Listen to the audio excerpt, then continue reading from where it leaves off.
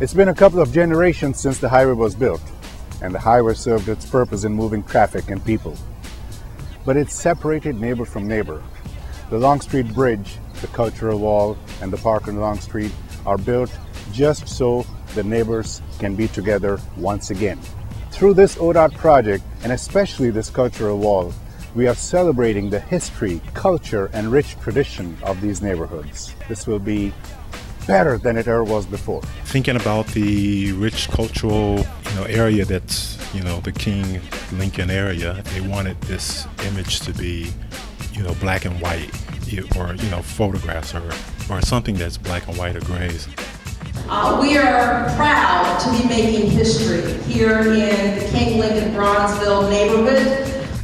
My vision was to highlight those people who made the community what it used to be, like the business people, the church people, the musicians, entertainers. Right now is the right time to where we can bring it all back together and become one neighborhood again. And it would bring the Discovery District and the King Lincoln District back together to celebrate this wall and begin to do business like we used to do.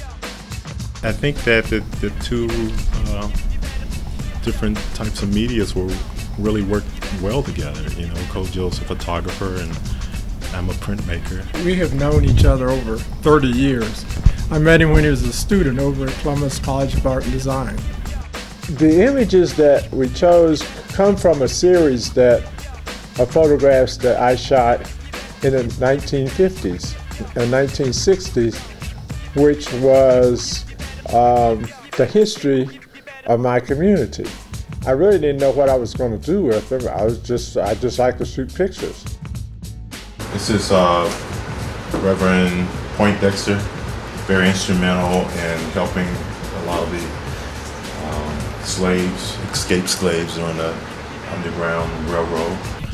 One of the reasons why I actually created that whole series of African Americans was because I felt that, a lot of these persons were being forgotten. Well, we wanted to look at size and scope so that it would be eye-catching for anyone traveling, and it needs to have that scale. I am so honored to have been able to be a part of something like this, because there's nothing else like this. It's going to show the fabric of the community and how this neighborhood, all these great people that came before me and in the future will be honored on this wall. And it just show the rich history and then show that how this neighborhoods were built on those people's shoulders. What I like about the wall is that it's a mix of photography and woodcuts that showcases the new up-and-comers too. These people are making history today on both sides of the bridge. And they call this the Cultural Wall, but this is the wall of hope. This is the wall of inspiration.